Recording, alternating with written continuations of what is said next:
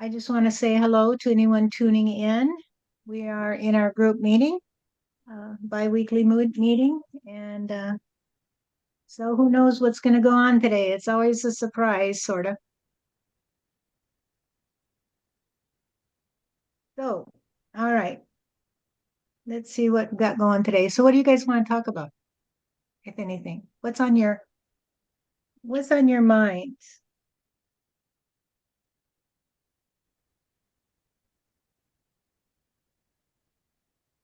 I had a question that I thought about a couple days ago, and it's a question I think a lot of people might like to know the answer to.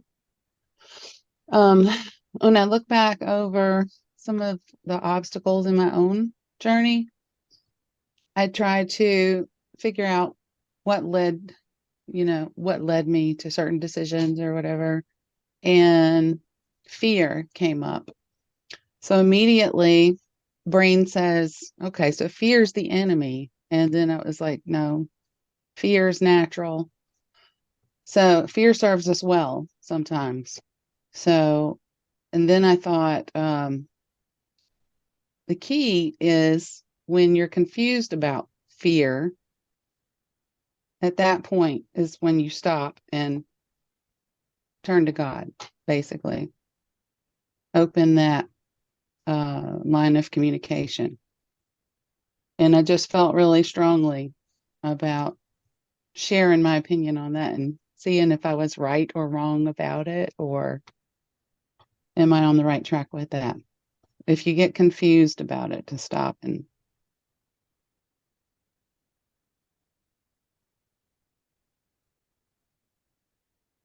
Okay, first thing I'm going to say is good morning because I'm being prompted to do that.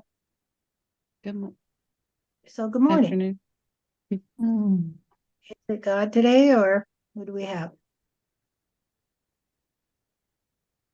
Well, if you say good morning to you, I'll say good morning to you. Only it's not morning, Stephanie. Oh yeah. I'm so used to saying good morning to you. Good evening. Good Good evening, evening. God. Right, that's better. So I like your pink sweater. That's really a t-shirt. Okay, well, looks like a sweater to me because you don't sweat her question, do you, Steph? No, I don't. Because you know the answer, don't you? Yes, I do. You want me to tell her or do you want to tell her? Why don't you tell her? Okay, I'll tell her. Well, God is here to talk about it because I hear that question a lot. Because people tell me that they fear me. And I say, well, if you fear me, then you might not be able to hear me when I whisper in your ear. And I have to tell you, frankly, that Frank is here and he'd like to be heard on this question. You see? You mean Stan the man, Frank, or what Frank?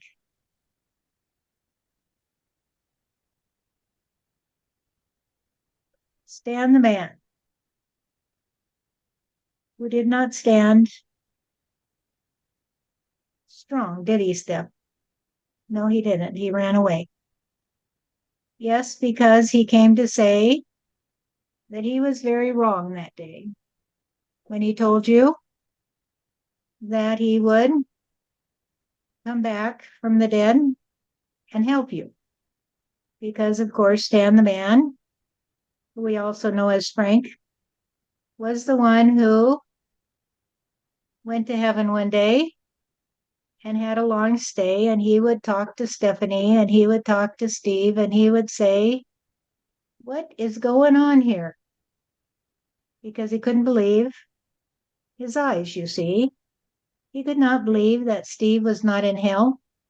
And he could not believe that Steph would dwell in his presence and not freak out, you see, because Frank thought that Steve was the epitome of evil, you see, because he knew him in his lifetime on Earth. And so they had many long talks and they worked it out among themselves. And Frank said, I really like you, Steph. I don't much like Steve, but if you believe in him, I'll allow myself to receive a little more trust on him. And then he said to Steph, when I go back to Earth, you see, I'm going to give you some money. Frank had a lot of money, you see. And he said, because I want to help you to get your books published and to work with others. And so I'm going to give you some money. I can't take it with me, you see. And Steph said, okay, but she didn't really believe he would do it because she already knew that when people come back from heaven, they get so downtrodden by the earth vibration that they don't keep their promises, you see. And so Frank is here to talk about it, why he didn't keep his promise to Steph and to Steve and to me. So, Frank, here's the mic. And if you are afraid to talk to the people in the Circle C, you're going to have to be put in a corner and suck your thumb because you're so dumb, because they want to hear from you. So, Frank is here, and I hear very clear what you said to me. God, because I did the one thing that Steph knew I would do, and I blew it. I blew it because I got back to Earth and I did say to my wife one day, well, you know, I went to heaven. And she did say, you're senile, you old man.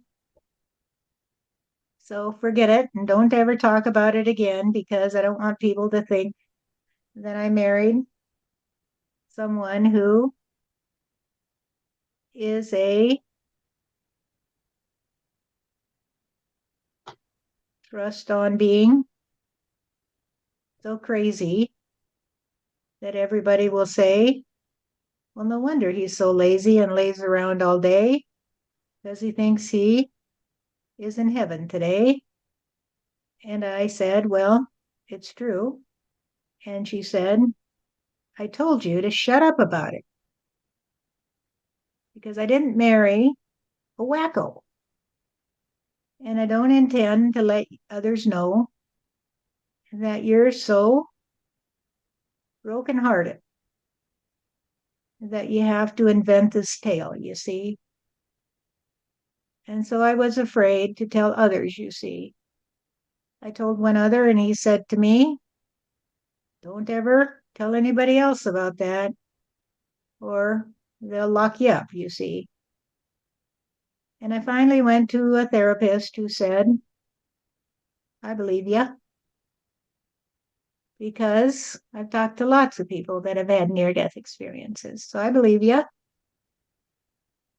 But when I said, yeah, I talked to Steve Jobs and I talked to this woman named Stephanie, and we talked a lot, you see. And then he gave me the evil eye and said, you can't do all that when you're dead because you just go to heaven and you get a little high five from God and all your friends you see, and then you come back and you tell others if you're brave enough, but you can't talk to Steve Jobs, you stupid fool. And I said, okay, I better shut up today. And I did. And I didn't keep my promise to Stephanie because I didn't look her up, you see, and say, hey, Stephanie, I'm here and I remember talking to you. And I want to tell you that I'm going to get you some money because I promised you. And I didn't do that, you see, because I was afraid that I would find out that it was all a fantasy. I didn't want to take the chance, you see, that she really would listen to me and say, hey, yeah, I remember you, Frank. We had a good time. I loved our conversations. I didn't trust that she would say that to me. I thought she would say, you must be a real fool if you think I would have talked to you while you were dead. And so I was afraid, you see, and I turned my back on reality. And I fell back into the same old rut. And I sat there on my butt and didn't do anything at all when I could have made a big dent in the universe, you see. I could have helped people see that heaven is a reality. I could have helped them see that Stephanie was telling the truth all along. I could have helped them see that Steve was getting all the help he needed in heaven. I could have helped them see that I was the one that had to be so courageous that I would trust on my own experience, you see, and I didn't trust on it. I didn't trust on it. And so I never gave Steph the money that she needed, and I have no more need of it, you see, because I'll never live in the way I did again. Because next time I go to Earth, I'm going to be a pauper, you see, because God said to me, you had a chance, didn't you, boy? And you blew it. And I said, yes, I did. I blew it big time. And now I'm going to have to make things right, aren't I? And God said to me, yes, you will. But all you really have to do is stop making promises that you can't keep. Stop making promises you can't keep and start keeping the ones you already made. You see, start a new trajectory. And he said to me, you know what happens when you're afraid, don't you? And I said, well, you don't do what you promised to. And he said, worse than that, honey. And I said, what? And he said, you disappear from reality. You become a ghost, you see. You become the one who is the host of a fantasy world. And the ones who said to you that you were crazy, you see, were the ones who were insane because they shared that fantasy world with you. And so you gave up your opportunity to hear from me and to love me and to say, I don't care how you guys play. I'm going to trust on God because I met God one day when I was in heaven and I didn't dare tell people about it. I didn't dare say. I went away one day and I was gone for quite a while, people, because I was in really bad shape for a while. And I came to see something so important when I was in heaven. I came to see that reality is kind. Steph and I had many long talks when we were in heaven, and we talked about all kinds of things from the economy to politics to my beef with Steve. And she said to me, you know, it was perfect, don't you, Frank? And I said, what do you mean? And she said, you were not the right one to do what Steve could do, were you? And I said, no, I was not. But my ego got in the way. And I got so mad, you see, because he made a fool of me. And she said to me, well, who made a fool of you, Frank? And I said, well, I guess I'm the one that fooled myself, isn't it? aren't I? I'm the one that fooled myself into thinking that I could figure it out without some help from God, you see. And so I became the saddest person you ever did see because I couldn't live in reality. I had to live in that fantasy world, and I always regretted the fact that I couldn't connect with Stephanie in this world, you see, and say to her, hey, I had such a good time when I was with you in heaven. And I remember you.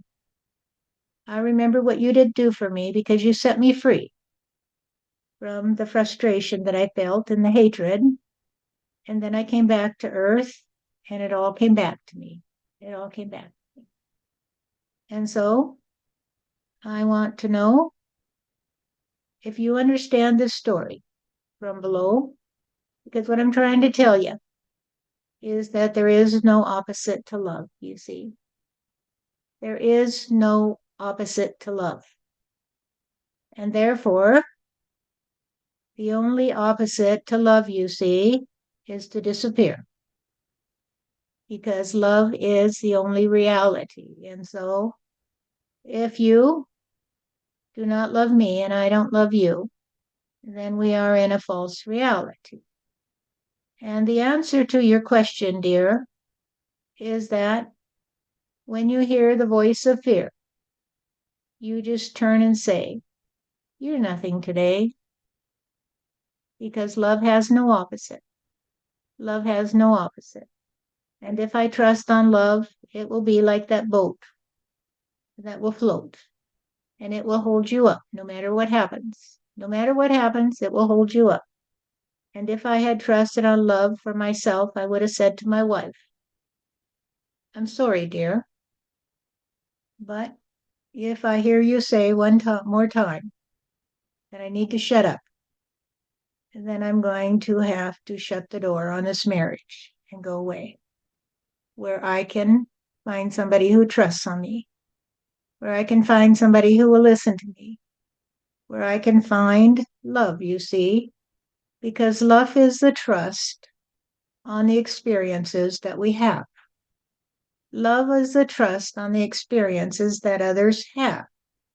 We don't have to interpret them in the same way, but we can talk about them, you see, because love has to be a synergy between the lover and the beloved.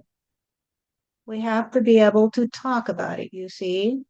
And when I was in heaven, I came to see that when I was with Stephanie, we could talk about a lot of things. We talked about all kinds of things. I told her stories about my life, and I listened to a few about her, and we dissected the trauma we had.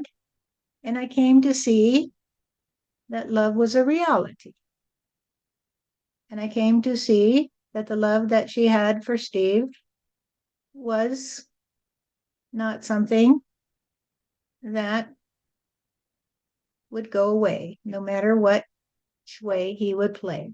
Didn't matter what he would say because he was kind of an asshole to me in heaven, you see. And Steph would say, well, that's the way he does play.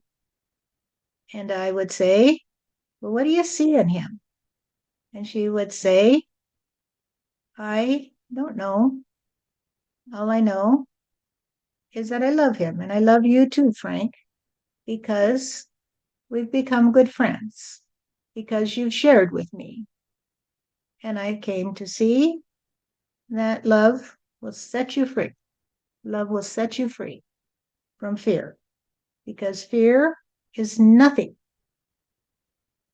The moment you take a good look at whatever it is you think you fear, it comes into focus, you see. But as long as you fear it, it will be a mirage. Because fear is nothing, you see. Fear is nothing. You can walk right through it. And you can say, let me get a good look at that today. Let me get a good look at the thing I fear. And then you'll see, where did the fear go? Where did the fear go? If it was real, it would still be here, wouldn't it?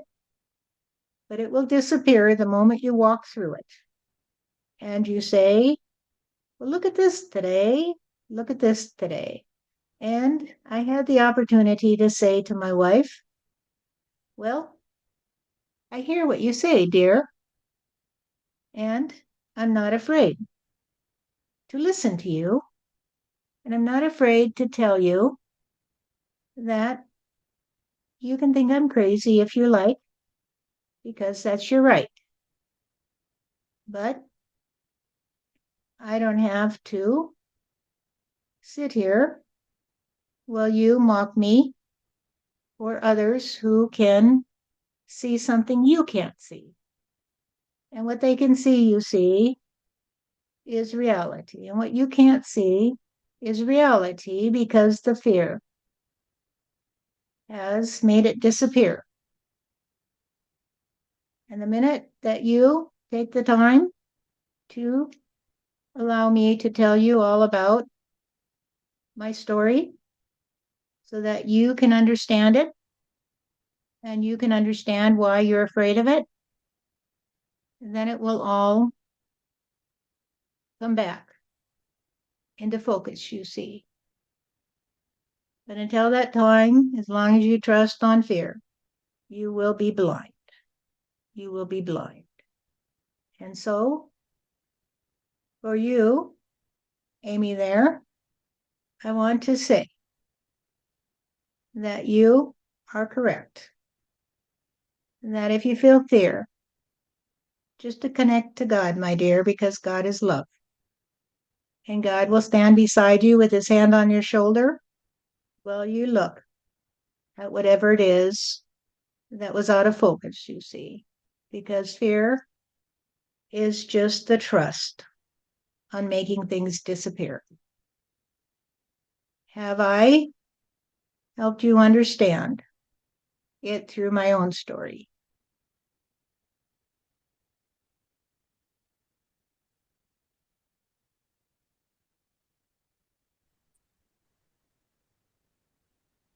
Yeah.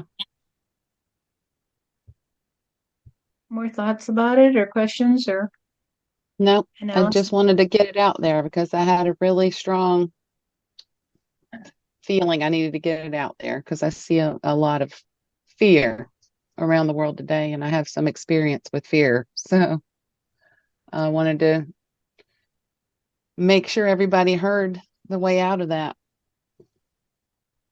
mindset. I appreciate this. This is a good example on how we can deal with relationships. So I appreciate you sharing your story, Frank. Thank you. That is music to my ears to know that those who can hear me today are the ones who trust on me. They're my friends, you see. And the ones I thought were my friends have disappeared because they don't trust on me, you see, because they're crazy, because they trust on fear. And fear is not real, you see. And so if you trust on something that's not real, what are you?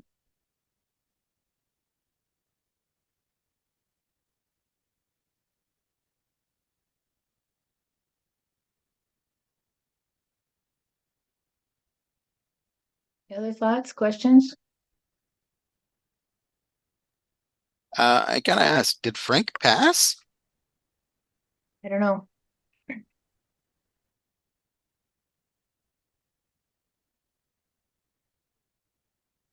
No.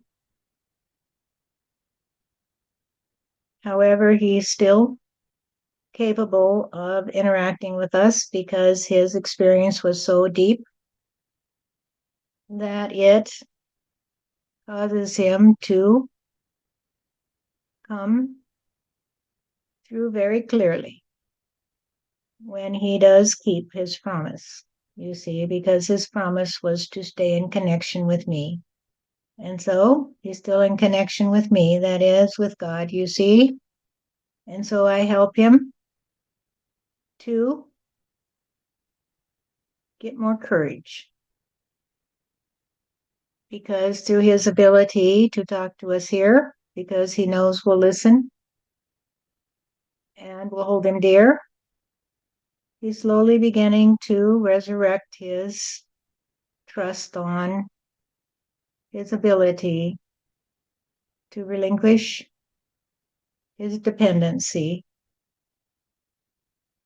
on the golden idol, you see.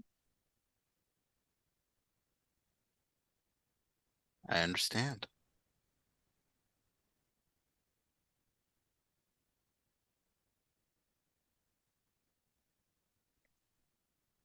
I'm a tricky, Frank, because I've never figured it out. Because, if he had ever looked me up and we'd ever talked, I would have said, cool. So it leaves that ambiguity. God, it leaves that ambiguity.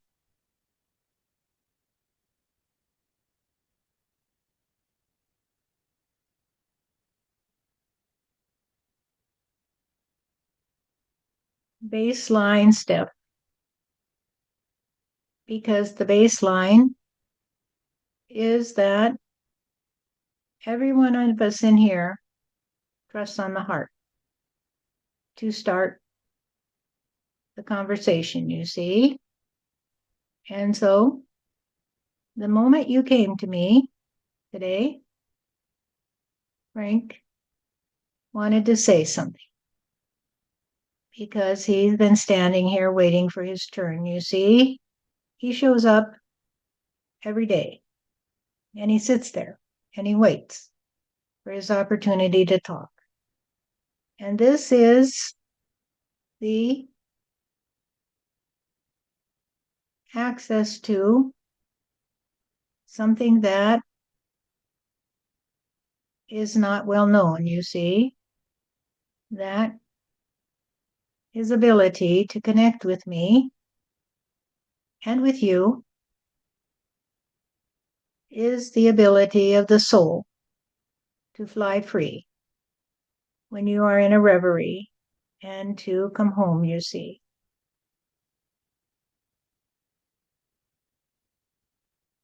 So, God, if that's true, can everybody in here be doing that? No. Because they don't have the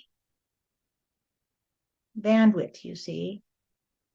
So the bandwidth that Frank has was established when he went to heaven, you see, so that he could always connect with me and he could always connect with you, Stephanie, because he is on the party line, you might say. And that is like saying that the telephone lines are open, but not everybody has their telephone lines open. So let me try to explain that if I can. When you talk to me, you're very clear, you see, and you hear me very well, and I hear you because your bandwidth is so open that it is like saying that you can hear things that other people can't hear. So the example I would give would be a dog. A dog can hear things that other people can't hear, right? And that's because its bandwidth is so open. And so Stephanie's bandwidth is so open that she can hear me talk to her and she can hear those in heaven talk to her without any problem, you see, because she trusted on something that was so deep inside of her that she knew that it would take over the minute she stepped aside, you see. She trusted that she didn't have to be there, if this makes sense to you. In other words, her ego doesn't have to be there. She doesn't hear, say, I have to be the one that opens the bandwidth, you see. She just says, I have to get out of the way. I have to get out of the way and let you do what you do and have your say. So let's go back to the moon rovers, because this is a good example of how Steph did play. So Steph would say to me, God, you're mission control, and I'm the moon rover. Although she didn't use that exact example, she used one close. And she said, I'm going to be your eyes, and I'm going to be your ears. And I'm just going to be open, you see, and I'm not going to try to interpret anything I see. I'm just going to look around and let you look through my eyes and hear through my ears. And that means I'll have to let go of my own sense of personal identity for the period of time that we do this. And so she would do this periodically in order to let me see through her eyes and through her ears, you see, because she trusted on something deep inside of her that would take over if she just stepped aside. And so she'd say, I don't need to be here today in the usual way. I'll just step back and let you have control of my body. And I did say, I like to play that way. And so I play that way. And she doesn't even know she's stepping aside anymore because it's so easy for her. But she had to practice to get there. She had to practice to get out of the way so I could pry open the bandwidth, you see, because she needed me to do that for her. She needed me to come to her and say, okay, I'm here today. Just step back and I'll take over. Until she got to the point where she could just sit there and let me talk through her. And she listens to what I say. She doesn't block me and she doesn't try to control it. She's just observing, you see. She's just listening to me use her vocal cords. Does this make sense to you? Makes sense to me. And so Frank went to heaven and he got his bandwidth opened because it's available to all of us, you see. He learned that when he stepped out of his body, he could let me step into his body, you might say, and fix it for him so he could return for another stay. Do you understand this? Frank went to heaven and he hung out with Steph and he hung out with Steve and others, you might say, and he had a good time. And while he was out of his body, I stepped into his body because his body was still there, you see, and I fixed what was wrong so he could get another chance to go back and say, hey, I'm going to play different this time. I made a promise and I'm going to keep it. But he didn't keep his promise because he lost his trust on being able to be the one who would help others to see that I am a reality. But he still can connect with me and he can still connect with Stephanie because once his bandwidth was open, it remains open, you see.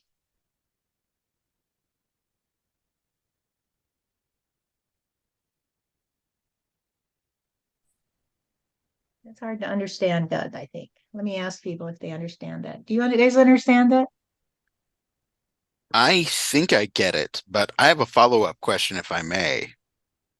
So, is the secret, can anyone leave their body and go to heaven?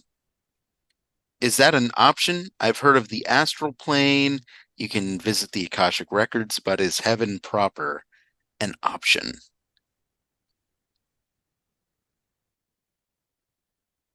Yes, of course. However, the problem is the interpretation of what's happening. So Steph spent a lot of time in heaven and she didn't even know it.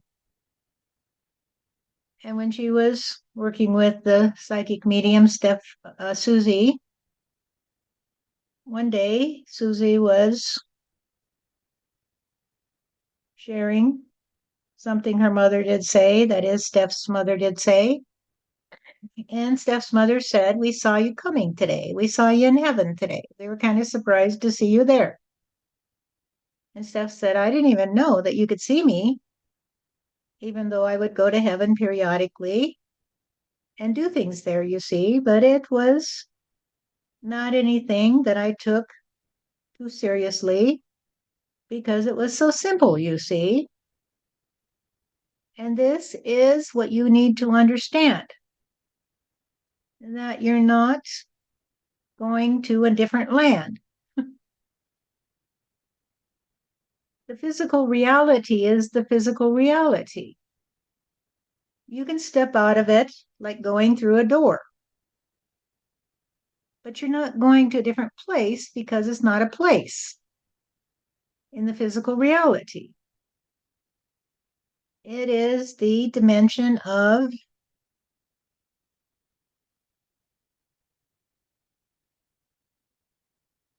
candle lit. That's the best way I can say it. It's the dimension of candle lit. It's where the candles get lit. And the people say, "Hey, I got a light today. I got a light today so that I can see in the dark. And now I know that that candle was always inside of me, but it got lit when I went to heaven, you see? And so when you come back, you still have that candle lit inside of you, you see? And sometimes you can flit back and forth and it's no big deal because the candle is lit, you see? And you just say, "Well, here I am today. What are we going to do today?" And you just play the way you want to play. And Steph doesn't particularly like to go to heaven anymore because she will say, "I'd rather play here, God. Why don't we just merge the two so we don't have to be in one or the other? Why don't we just bring heaven to earth? And then we can do all the things we like to do on earth and still feel so happy to be with our friends, you see, that we know and that we will always be a trust on eternity. And we don't have to worry anymore. So can't we bring the two together, God?" And I did say, "I think that's a good idea, honey. So let's work on it." Because you see, every one of you, when you are a trust on me, to the extent that you will allow me to share with you my wisdom, you see, and my ability to use your physicality, will be merging heaven and earth. And so when Steph would say, "Well, I'm just going to be your eyes and ears today, God, I'm going to step away and be in the background," you might say, "because I want you to be able to do the things you need to." And the things you need to do are to be connected into the physical reality. So go ahead and use my body to do it. And I said, "Okay, I'll play that way because you have such trust on me that you'll just lie in my arms, you see, and let me take you to heaven." and back again. And you never worry about it because there's nothing to worry about. Because once you let go of the fear, everything comes into focus, you see. Everything comes into focus and the fear will disappear and you don't even know what happened to it. You'll just say, well, I'm here today. Here I am. I'm talking to God. I'm talking to Steve.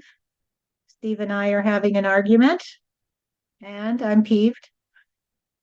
And it's just the same for every one of you. Because the fact that Steve was in heaven and Steph was on earth was not a big deal for them.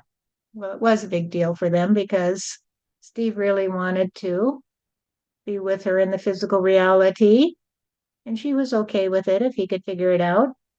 But it didn't happen because he didn't trust on me the way Steph does.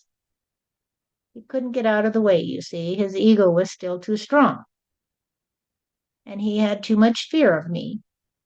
That if he allowed me to have control, that he would disappear because of his fear, you see. His fear that he was not good enough. And if you fear that you're not good enough to stand in the presence of God, you see, then you will disappear because of the fear. And the moment you say, hey, I want to see you clear, then I'll come into focus for you. Maybe not in the way that people say. I might be a man with a little long white beard because I flow through everybody and in everything, you see. But I can be in the baby and I can be in the tree. And so when Steph would say, hey, just use my body today, she was essentially saying, I already know you're here. I already know you're what I am. I already know that we are a synergy. And so I'm not afraid, you see. I'm not afraid to let you carry me in your arms, whichever way you want to go, because I don't think you're the devil, you see. I don't think you will harm me. I don't think you care to do that. Because if you did, you would not be visible, you see, because there is no reality if there is no love, you see. Now, does this make sense to you? And do you have further questions for me? I think that makes sense. Anyone else?